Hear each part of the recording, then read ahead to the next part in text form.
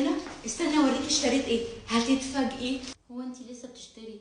مش كنت لسه امبارح شاريه حاجات قد كده واول مش كفايه؟ لا المره دي مشتريه شويه حاجات مختلفه. انت مش متخيله، انا لقيت كميه لقط. استعدي عشان هتتفاجئي. يلا فاجئيني، اديني قاعده بتفرج. جايبه حاجه لصاحبتي عشان هتخلف. امسكي نفسك. هو انت في حد من اصحابك هيخلف؟ مش فاكره، مش واخده بالي مين. ايوه يا ماما بيري، انا عايزاكي بس تشوفي اللي انا جايباه لها. تا تا تا تا. الله، جميل ما شاء الله. انت متخيله ان الطفل هيبقى في الحجم ده؟ هو في بني ادم في الحجم ده؟ لا استني، انت هتتصدمي لما تشوفي الباقي. اتفرجي. ماما بصي قولي لي، ازاي في حد قد كده؟ وده كمان جميل. لا ولسه، احنا طبعا مش عارفين هيبقى ولد ولا بنت، بس انا حسيت ان انا عايزه اشتري كله وخلاص. بصي يا ماما، سو كيوت. تبارك الله، حلوين قوي كلهم. كنت استنى احسن تعرفي ولد ولا بنت. ايه ده يا ماما بجد؟ ايه ده؟ ازاي في حد بالحجم ده؟ حد يفهمني ايه الجمال ده؟ اصبري، ولسه اشتريت حاجه كمان. توريني، ما انا قاعده وصابره اهو. ماما، لقيت ده اوفر سايز ليا عشان الشيخه داخل وكده.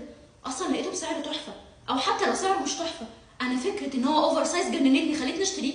جميل، ببسم الله ما شاء الله، وهيبقى حلو قوي عليكي فعلا. بس ايه يا بنتي كل الحاجات دي؟ مش كفايه شراء؟ انت لسه شفتي حاجه؟ ارجوكي ما تبقيش بارتي كمان. اتفرجي واستمتعي بالحاجات اللي انا جايباها. ايه الجمال ده؟ حد يا جماعه يفهمني ايه الجمال ده؟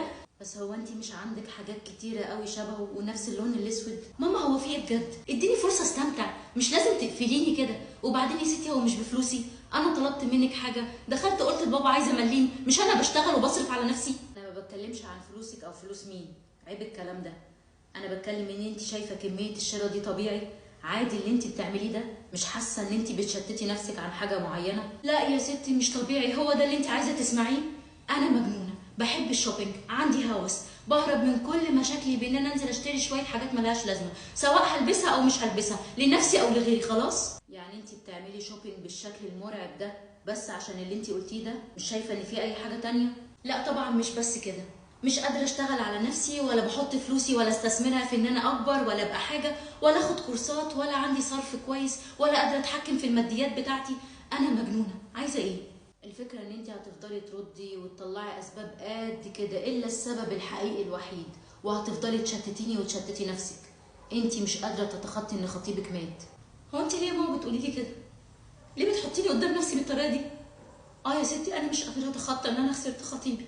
مش قادره استوعب ان هو مات قبل فرحنا ب3 شهور. مش قادره استوعب ان حاجه بسيطه زي المرض اللي جاله ممكن تخليه يروح مني.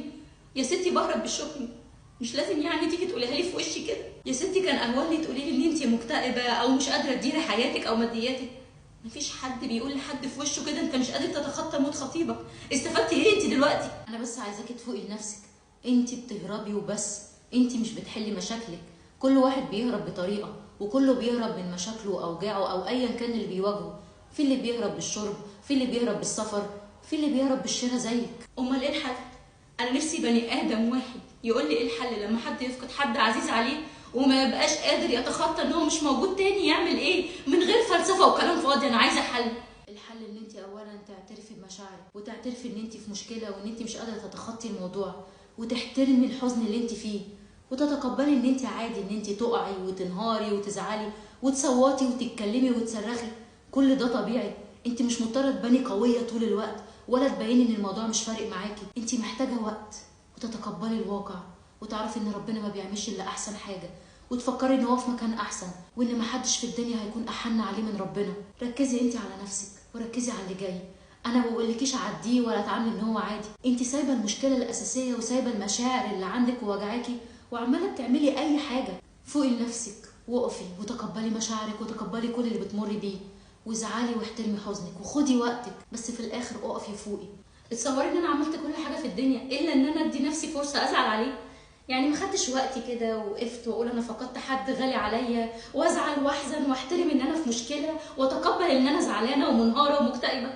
حتى الشوبينج بررته ان انا ما كانش عندي فلوس اجيب اللي نفسي فيه، ان ماما وبابا ما كانوش بيجيبوا لي اللي انا عايزاه، اي حاجه غير ان انا ما خدتش وقتي اتخطى اكتر شخص غالي عليا في الدنيا. صدقيني 3/4 مشاكل الحياه بتنتهي بمجرد ما الوقت يعدي. الوقت كفيل يحل كل شيء، بس الفكره ان احنا نعترف بمشاعرنا. ولو ما قدرتيش تتخطي، مش عيب ان انت تروحي لحد متخصص، بس ما تتجاهليش ابدا اللي انت بتمري بيه. انا فعلا محتاجه مساعده وهعمل كده. انا هلم الحاجه وادخل.